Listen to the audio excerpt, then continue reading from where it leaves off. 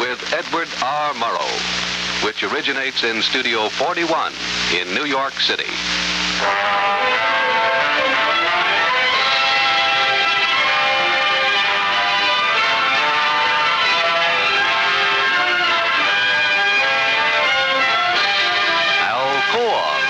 Aluminum Company of America, in cooperation with CBS Television, presents the distinguished reporter and news analyst Edward R. Murrow in See It Now, edited and produced by Mr. Murrow and Fred W. Friendly.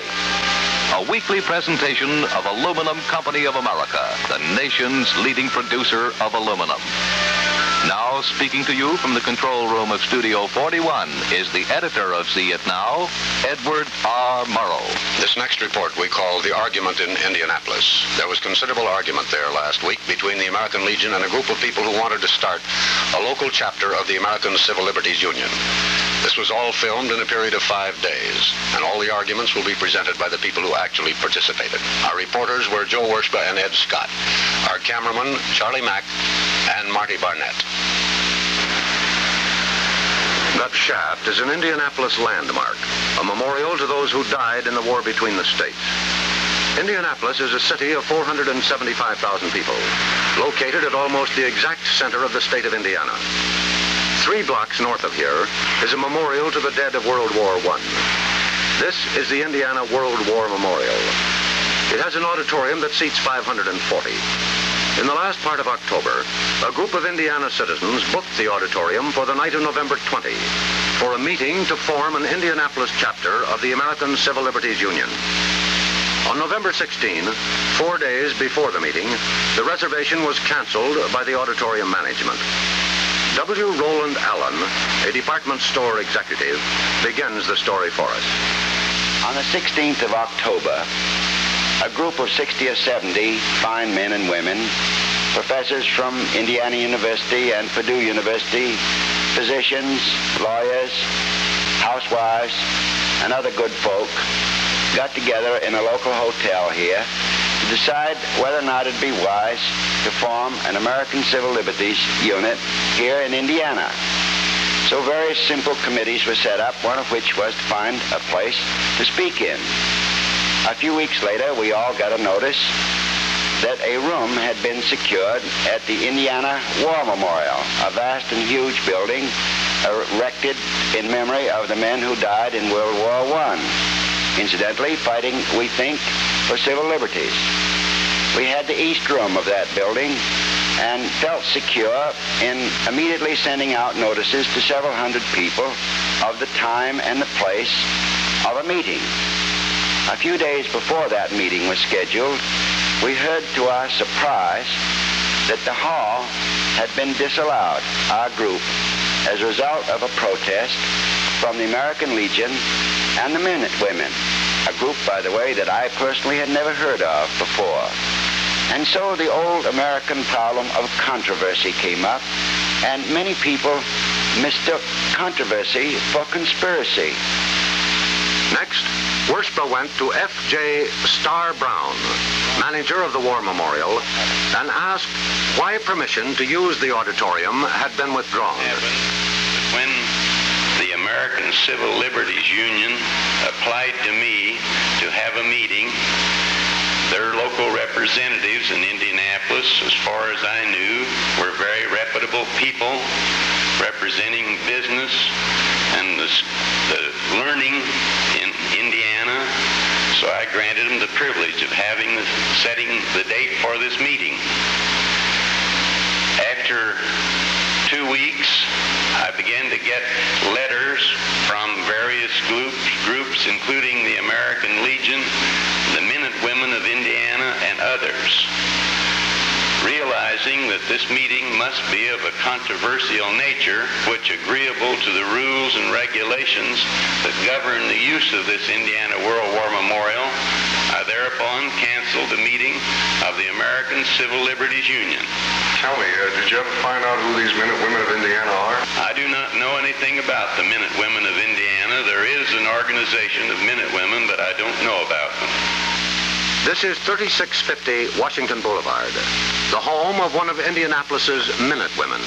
This is Miss Marguerite Dice, a past officer of the organization, who stated that she does not speak officially for the Minutewomen, but does not feel her statement contravenes their policy. It has been said in the course of this dispute that the War Memorial Building was erected for the men who died in the last World War. That is not the whole truth. It was erected in memory of those men who gave their lives for the protection and preservation of the principles on which this country was founded. The inscriptions in it and outside of it bear witness to this.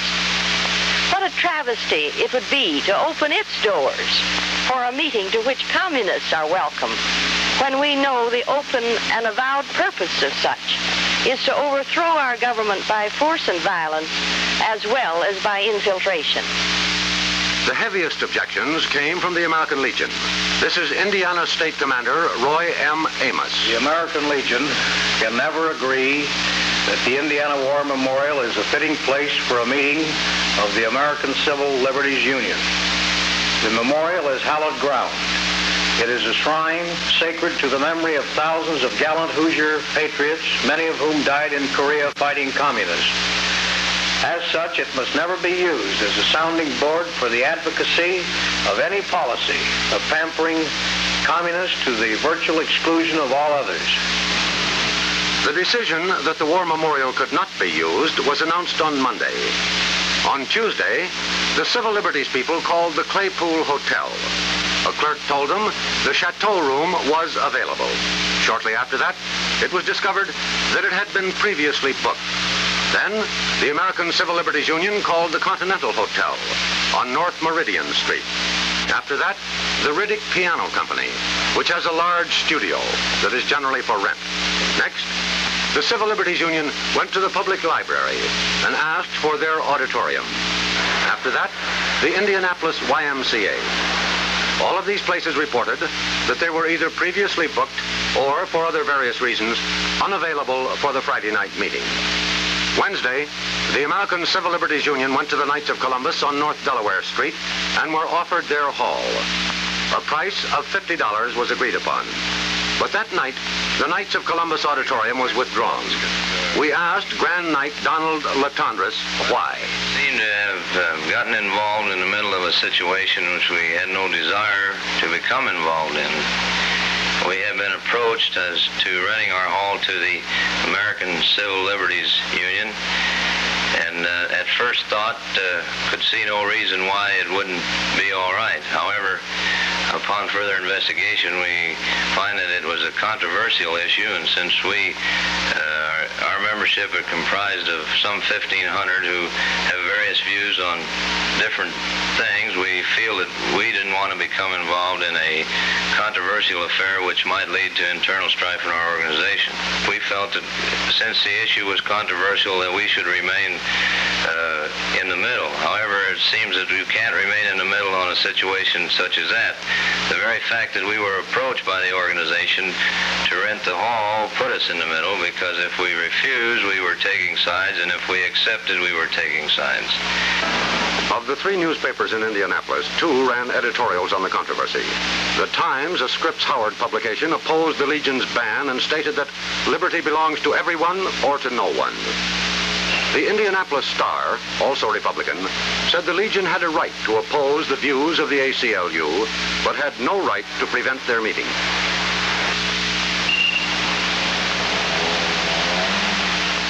Four churches were approached. None was available for the Friday night meeting. Then, less than 2 days before the meeting, an auditorium was finally offered. This is the corner of Vermont and New Jersey Street, just a few blocks east of the War Memorial Building.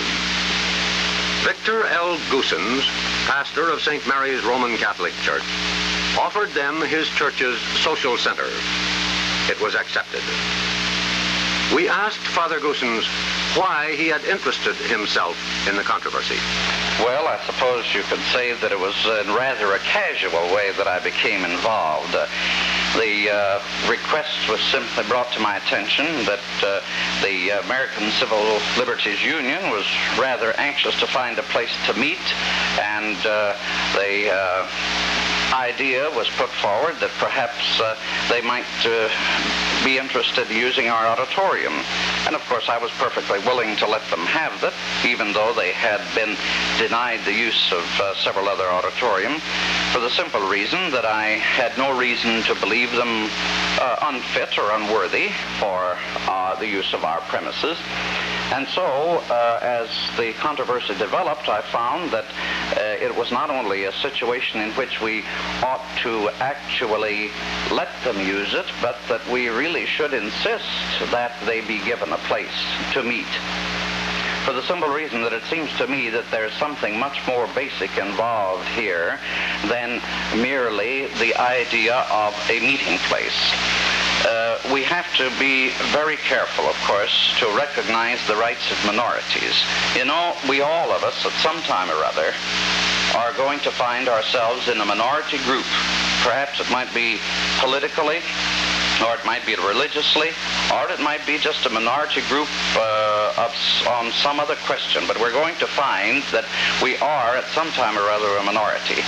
And if it is possible for any group outside of the legally constituted branches of government to restrain another from peaceful assembly and from the right to express themselves freely, then all our liberties are in danger. And I feel this way about it, that if an organization, no matter how well-intentioned it might be in its purposes, if one organization can prevent another group of people who are not traitorous or not subversive from gathering together in peaceful assembly to discuss and to speak freely, then what guarantee would there be that later on another group might not decide that when I or my people gather together for purposes of worship or the exercise of the freedom of religion, that we should be stopped?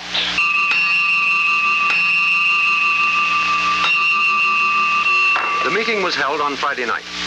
But that same night, the Indiana Department of the American Legion held an executive session. Part of their business was to protest the Civil Liberties Union meeting.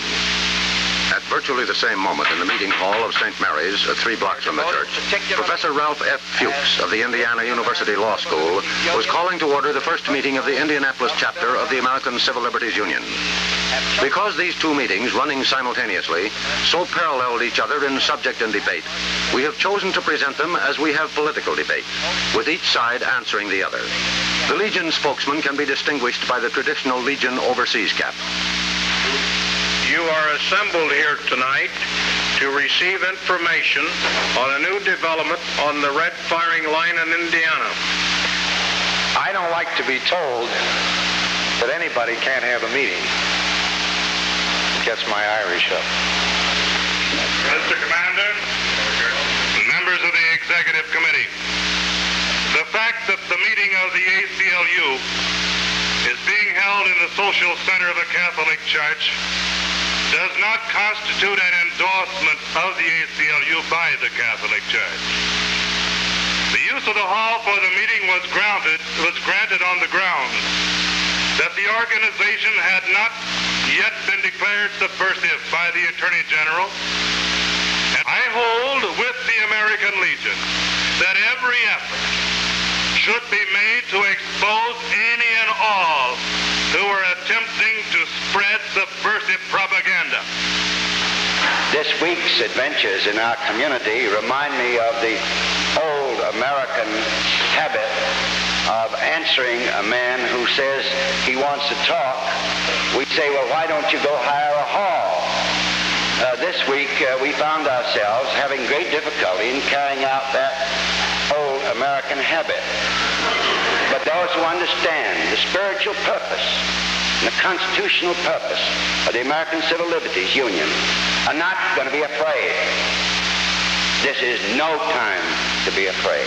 The issue is the alerting of the people of Indiana to the fact that there is, being established in Indiana, a chapter of the American Civil Liberties Union.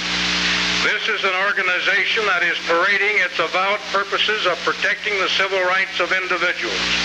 With such a purpose, the American Legion can never quarrel. The American Legion itself is a civil liberties organization because it has repeatedly gone to the defense of veterans whose constitutional rights were threatened or invaded. I first heard of the American Civil Liberties Union about 20 years ago. But I heard of it from a Supreme Court judge of this state, a conservative old Republican. I've come to realize that a true conservative and a true liberal will find themselves side by side protecting the civil rights of their fellow men. For the true meaning of the word conservative means that you wish to conserve the best of the past and pass it on the way you got it. A true liberal means a tolerance for the convictions of others and are willing to hear them out. And so in civil liberties, we find strange folks side by side who would disagree on everything else, excepting on the right of those who disagree with them to be heard. The Indiana Department of the American Legion, with documentary evidence in hand of the facts that the speaker for the meeting of the ACLU has subscribed to and been a member of organizations listed as subversive, took the stand at an Indiana memorial dedicated to the memory of our war dead, should not be used as a sounding board for his philosophy or policy. I take great pleasure in presenting Mr. Arthur Garfield Hayes of New York, General Counsel to the American Civil Liberties Union. There's only one thing that I know of on which President Eisenhower and ex-President Truman seem to agree. And that is on the good work done by the American Civil Liberties Union. President Eisenhower made the following statement in connection with a dinner honoring 10 civil liberties organizations.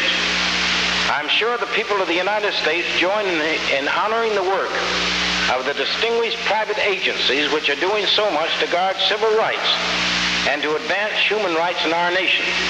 Since I understand the American Legion doesn't fully agree, I want to quote from what Douglas MacArthur said on December 30th, 1949.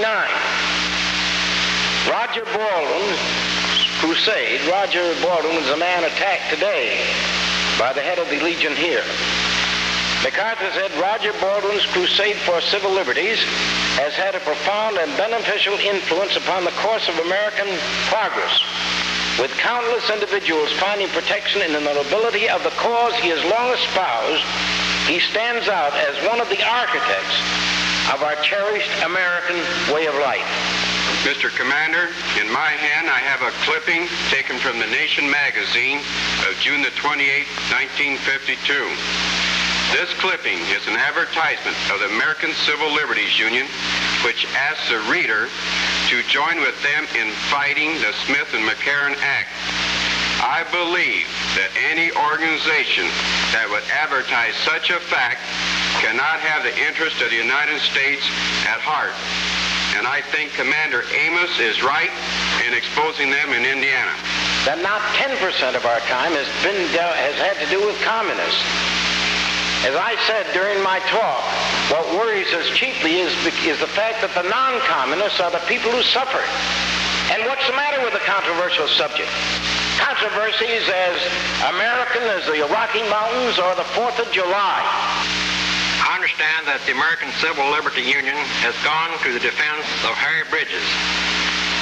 According to all the information I have ever had on the matter, Harry Bridges is the head of the International Longshoremen's and Warehousemen's Union, which was expelled from the National CIO in 1949 for following the Communist Party line. The United States government has sought his deportation on the grounds that he is a subversive alien and obtained his citizenship under fraudulent conditions. An organization which gives aid and comfort to anyone such as Bridges does not belong in Indiana. I think that pretty sacred to our concept of civilization is that we say to one another, let us agree to disagree agreeably. So far as I am concerned, the views of the extremists, whether from the right or the left, are rather obnoxious. But I feel that when they are met in the court of public opinion, with trial and error, with freedom to express and to nail the lies, that freedom and truth will become victors. Dr. Bohr. Mr. Commander. Fellow members of this executive committee, having full faith in and of the facts we each possess as working legionnaires of the Department of Indiana, I move you that this executive committee approve the action taken by our commander and this department in this matter involving the ACLU, and I move and propose that we make this action unanimous. Commander? I, Warren Allen of the 9th District School Supply Salesman, take great pleasure in seconding this motion. Gentlemen, you've all heard the motion as it has been made and duly seconded. Is there any question on the motion? Any discussion? All those in favor of the motion as made, vote by the usual voting sign of aye. Aye. Those contrary, no. Been duly carried. Thank you so much. The Legion had its say and its resolution, and the Civil Liberties Union had their meeting. Indianapolis is still there, and the controversy is everywhere. Father Goosens again. Well, the fact that there was more excitement, it made me only that much more determined, because it proved to me in a way that the time had come when we had to take a stand on this. When the climate is such that so many people are so quick to take the law into their own hands, or rather, I should say, perhaps to ignore the law and to deny to others the right to peaceful assembly and free speech, then somebody certainly has to take a stand on the subject and prove to them that they are in their activities actually un-American in their way of procedure. And it's up to us, I think, to lead the way, because we know that the freedoms, American freedoms, are all based upon the rights which God has given us. And if the church and religion do not uphold those basic principles which come from God, then who will? That was the argument in Indianapolis last week. Good night and good luck.